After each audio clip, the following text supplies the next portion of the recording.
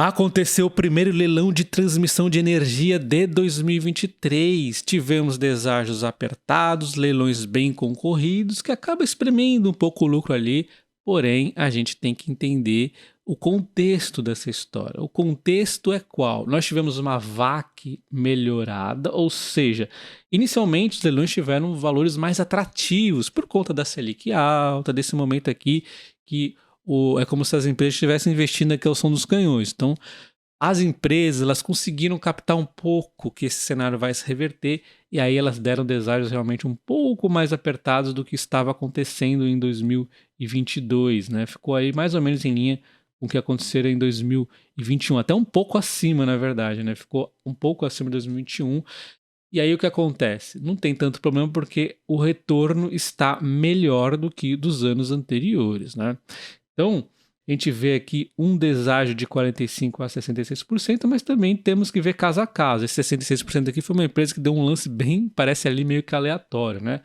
Outro ponto é que, olha só, os anos que realmente estava difícil a situação, 2020 foi o ano mais difícil. A vaca um pouco apertada, os leilões aqui, olha só como foi concorrido, né? Não foi bom aqui, a taxa de juros estava muito baixa, né? Podemos ver que os deságios foram aumentando e não foi à toa, né? Agora ele até vem numa redução por conta da Selic, mas não é só a Selic que manda nisso. Tem toda a situação regulatória melhor do que era no passado. Eu vou mostrar para vocês rapidamente o que aconteceu em 2015. Olha só, a vaca até estava boa, mas olha como a situação de energia no governo Dilma estava uma porcaria. Olha o que aconteceu no leilão. Olha só o leilão ali do fim de 2015. 12 lotes lançados e apenas 4 arrematados. O pessoal não quis nem dar lance em relação ao valor inicial para você ver como era arriscado investir naquele momento ali no setor energético. Então hoje é muito seguro. As empresas têm um regulamento está muito mais regulamentado o setor, está muito mais previsível, está muito mais tranquilo. E aí, obviamente, risco vezes retorno, né? Como a coisa está tão boa, as empresas aí tendem a ser um pouco mais ousadas, elas também conseguem uma eficiência maior, conforme eu já disse, sinergias e tudo mais. E agora vamos ver os vencedores, então, desses leilões. Então, primeiro, entendendo aqui como é que aconteceu os leilões de transmissão, para depois a gente ver aqui os deságios como é que ficaram. No lote 1, nós tivemos uma situação meio atípica, onde o consórcio Gênesis, aí uma aleatória, conseguiu levar no primeiro turno, vamos assim dizer, né, com um deságio muito grande, 66%. E olha só o segundo lugar que é a Transição Paulista, 44%. Não é normal ver um desequilíbrio tão grande. Não sei se a empresa foi muito ousada, mas se alguma empresa da Bolsa ganhasse com um deságio tão grande assim, um desequilíbrio em relação ao segundo colocado, provavelmente cairia forte, né? Não seria um bom lance não, né? No lote 2 nós tivemos aqui uma final, vamos assim dizer, entre consórcio Engie e o Rialma. Acabou levando a Rialma, tá? Esse lote aqui que também era bastante grande, uma RAP muito grande. Infelizmente não deu para a Engie. Na sequência nós tivemos o lote 3, que foi aqui entre Cime Construções e Furnas, e também levou uma aleatória aqui a Cime, né? A Furnas aqui, que é a Eletrobras, acabou deixando esse lote para lá. E aí a gente começa a aparecer as empresas da Bolsa. Lote 4 nós tivemos aqui Furnas e Celel indo para o segundo turno, e aí acabou ganhando aqui a Eletrobras. Nós já vamos ver os deságios tudo bonitinho. No lote 5 nós tivemos aqui o consórcio Engie novamente com a Transmissão Paulista, e acabou levando aqui a Engie, né? No lote 6 nós tivemos aqui a vencedora, outra aleatória, a Celel. Em segundo lugar ficou a Engie, né?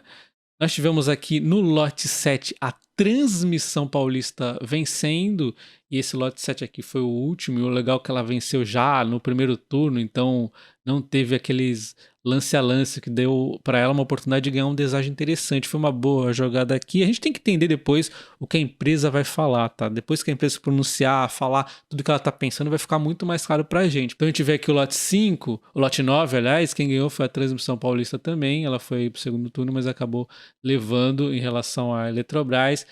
A Transição Paulista da região de São Paulo, então acabou vai ter sinergias ali bastante. Então ficou assim, os vencedores dos leilões, os 3 primeiros aqui foram aleatórios ganhando, né, com umas RAPs com deságios bastante fortes, inclusive, olha só, os aleatórios foram os que mais foram ousados nos lances, todos passando de 50%.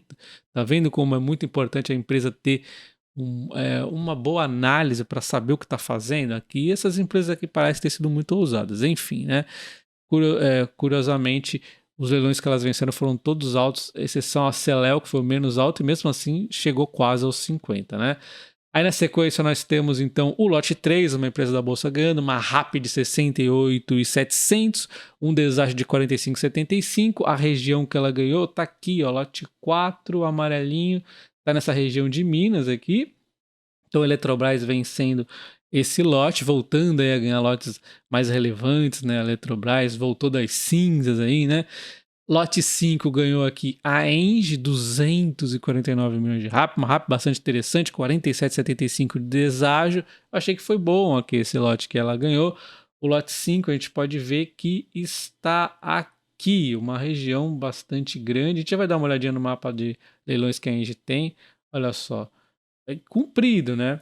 E o valor também é bastante grande. Então, essa foi o maior vencedor aqui das empresas da Bolsa em termos de lote unitário, foi a Engie. Aí na sequência nós temos a Transmissão Paulista com 218 milhões,8 aqui de RAP, 41,81 de deságio bastante interessante. Cadê este lote 7? Vamos dar uma olhada aqui no lote 7, verdinho, peraí, Minas, São Paulo, esse aqui, ó. Rio de Janeiro, aliás, Minas e Rio de Janeiro. Então, bastante interessante também, ó, fica bem próximo de São Paulo. Vamos ver o que a empresa vai falar para a gente entender melhor o que ela está querendo aqui, né? Mas ela tem umas linhas mais ou menos próximas daqui. Vamos ver depois do pronunciamento dela. Nós temos o lote 9 aqui. Aí é bem nítido que ela tem sinergia aqui, né? Foi em São Paulo, ó. Ela até deu um deságio maiorzinho aqui, 50%. Não é uma RAP tão grande também, mas é um lote interessante que ela venceu aí. Então a gente resume o leilão da seguinte forma: a Transmissão Paulista foi muito ativa, conforme a gente já esperava, ela está com dinheiro, segurou os dividendos para isso mesmo e conseguiu fazer, na minha opinião, vamos ver o posicionamento dela, mas para minha opinião foi muito bom aqui. A Engie também era esperada, falei que a Engie poderia ter uma boa participação, estava confiante nela, foi aqui a grande vencedora. Outra empresa que eu imaginava que fosse ser uma das grandes atuantes nos lotes foi a CEMIG, não aconteceu. Aí errei feio, a Alupar também ficou aí omissa, a Taesa até participou, mas não levou nenhum, e a Eletrobras voltando das cinzas aqui, que bonito ver a Eletrobras de volta à vida, né? Vamos ver se não vão ferrar ela de novo. Então tá aí a Eletrobras ganhando também um lote. Quando observamos os deságios médios, ficam em 50,3% de todos o leilão, mas quando observamos aqui o deságio médio das empresas da Bolsa, foi mais interessante, de 46,75%. Então olha só como as empresas foram mais cautelosas. O único leilão com deságio mais apertado foi a Transmissão Paulista, porque é justificada aqui toda a questão da sinergia. Vale destacar que nós ainda teremos uma sequência de leilões. O segundo acontece ainda, provavelmente em outubro, 19,7 bilhões, ainda vão definir, né? Esse lote aqui é maior do que o de agora, né? Então, valores ainda maiores, muito interessante. Nós ainda teremos um terceiro lote que era para o dezembro, mas eles adiaram para dar mais tempo, vai ficar ali para o começo de 2024. E aí depois, em 2024, nós ainda teremos o lote no meio do ano, o lote no fim do ano. Então, nós temos aqui ainda uma série de lotes até 2024. É uma porrada para as empresas aproveitarem. Então, não tem problema não ter ganho agora. A grande questão é quando a Selic começar a diminuir, talvez comece a parecer mais franco-atiradores, né? Então acho que o melhor momento talvez fosse esse aqui e talvez o de dezembro ali para ter mais dificuldade para as empresas captar recursos, né? Dando uma olhada nas linhas de transmissão, a Engie ganhou uma mais ou menos nessa região aqui, se eu não me engano, então não tem tanta sinergia com ela tem uma linha aqui, outra aqui, vamos ver o que a empresa fala.